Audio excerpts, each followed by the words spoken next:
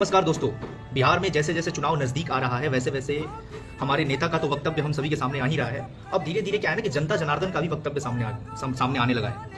जैसा कि आप लोग जानते हैं कि बिहार में हर साल की भांति इस साल भी लोग जाति विशेष पे वोटिंग करने वाले हैं और इसमें कुछ लोगों का मानना ये है कि तेजस्वी यादव का जितना वोट है, उनका जो जितना वोट बैंक है उनको उतना वोट तो मिल ही जाएगा।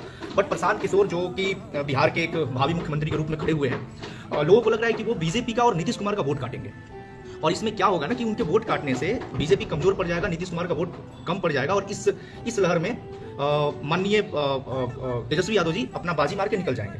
बट क्या है ना कि इस बात से तो मैं भी एग्री करता हूं कि जाति विशेष पे तो इस बार भी वोटिंग लोग करेंगे, क्योंकि बिहार की जनता का कुछ हो नहीं सकता है। आज भी आंख के नीचे की पट्टी खुल नहीं रही है। आज भी लोग वहीं सुस्त मुर्गे की तरह जी रहे हैं और उसी जाति विशेष के आधार पर वोट करने वाले हैं।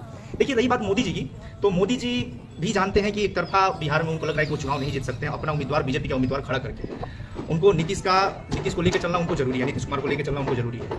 और इधर रही बात नीतीश कुमार की, तो हम नीतीश कुमार के ना आज पक्षधर थे और ना ही कल थे और ना ही कभी होंगे, क्योंकि मुझे उनके काम करने का स्ट्रक्चर मुझे बिल्कुल भी पसंद नहीं है। और दूसरी तरफ देखा जाए तो अभी लोग इस बार मुख्यमंत्री के रूप में तेजस्वी यादव को देख रहे हैं। तो मैं लालू के दोनों लाल के बारे में अगर बोलूँ तो लालू का जो बड़ा लाल है वो तेज प्रताप यादव, वो बेचारा निकला मदारी, उससे कुछ होता नहीं है। वो बेचारा कब बोलना है, क्या बोलना है, कितना बोलना है, कैसे बोलना है, उसको कुछ पता नहीं है, वो नेता है ही नहीं।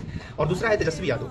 तो अगर तेजस्वी यादव के बारे में अगर हम बात करें तो तेजस्वी यादव को लेकर मेरा एक ही स्टेटमेंट है कि उस इंसान की ना ही फिजिकल स्टेबिलिटी उतनी अच्छी है और ना ही मेंटल, वो दोनों तरीके से ना ही बंदा, दोनों ही विभागों में वो बहुत ही कमजोर है। आप एक बात समझो, जो अगर तेजस्वी यादव को हिंदी का अगर भारी भरकम 5 शब्द दे दिया जाए और बोला जाए कि इस 5 शब्द का सही से आप उच्चारण करके दिखा दीजिए, उनसे नहीं होगा। आप उनको बोलो कि आप पराकाष्ठा बोल दो, आप उनको बोलो कि आप निष्कर्ष बोल दो, आप उनको बोलो आप व्यक्तित्व बोल के दिखाओ, वैसे हिंदी के ऐसे 5 शब्द आप दे दो, वो सही तरीके से उसका उच्चारण नहीं कर पाएंगे। और नेता का अगर एक पहला खूबी देखा जाए तो पहला खूबी ये होता है कि नेता किस तरीके से अपने अल्फाज को, अपने शब्द को अल्फाजों में पिरोता है और कैसे आपके और हमारे सामने परोसता है। उन्हें परोसना ही नहीं आता है। जब नेता बनने का पहला ही गुण उनके अंदर नहीं है तो उन्हें बिहार का भावी मुख्यमंत्री होकर, बिहार का मुख्यमंत्री बनकर क्या बिहार को रिप्रेजेंट करेंगे बिहार के बाहर जाके।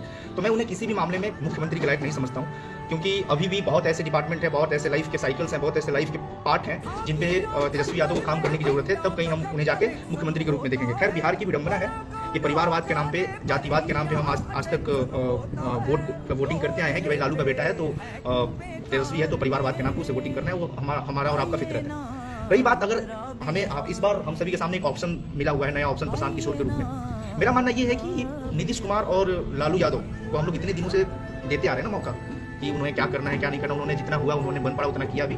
बाकी अब जरूरत है कुछ बिहार में इनोवेट करने की, कुछ अलग करने का, ताकि लोगों को, जितने भी बिहार के नेता हैं उन्हें ये संदेश है कि बिहार की सत्ता, बिहार की राजनीति किसी की बाप की बपौती नहीं है और ना ही बिहार की जनता परिवारवाद के नाम पे किसी को वोट करने वाली है। तो अगर एक बार हम सभी प्रशांत किशोर के ओर देखते हैं और उन्हें एक बार मौका देते हैं, क्या वो जितने भी कमिटमेंट कर रहे हैं, प्रॉमिस कर रहे हैं, जितना वो डेडिकेटेड होकर अभी दिखा रहे हैं, अगर उतना वो इंप्लीमेंट करते हैं मुख्यमंत्री बनकर, तो बिहार का भला हो सकता है। तो एक बार मुझे लगता है कि चित और पट, यानी कि नीतीश और लालू दोनों को छोड़ के एक बार हमें प्रशांत किशोर की ओर देखना चाहिए और एक बार एटलीस्ट उन्हें मौका देना चाहिए कि वो कितने अच्छे तरीके से काम कर रहे हैं और कर पा रहे हैं कि नहीं। बाकी 5 साल में क्या जाता है, 25-30 साल में कुछ नहीं हुआ तब क्या हो जाएगा। 5 साल देके देखते हैं ना, पता चलेगा कि हाँ इनोवेट कर पा रहे हैं कि नहीं। और मुझे लगता है कि बंदा जितना राजनीति पहलू में इन्वॉल्व रहा है पिछले अपने लाइफ के कैरियर में, इनके पास तजुर्बा है। अगर इनका दिमाग पोस्ट मिलने के बाद, मुख्यमंत्री का सत्ता मिलने के बाद अगर अच्छे तरीके से काम करे तो ये बढ़िया कर सकते हैं। एक बार मौका देनी चाहिए। बाकी आप सबका क्या राय है, एक बार आप लोग कमेंट बॉक्स में कमेंट करके जरूर बताइए।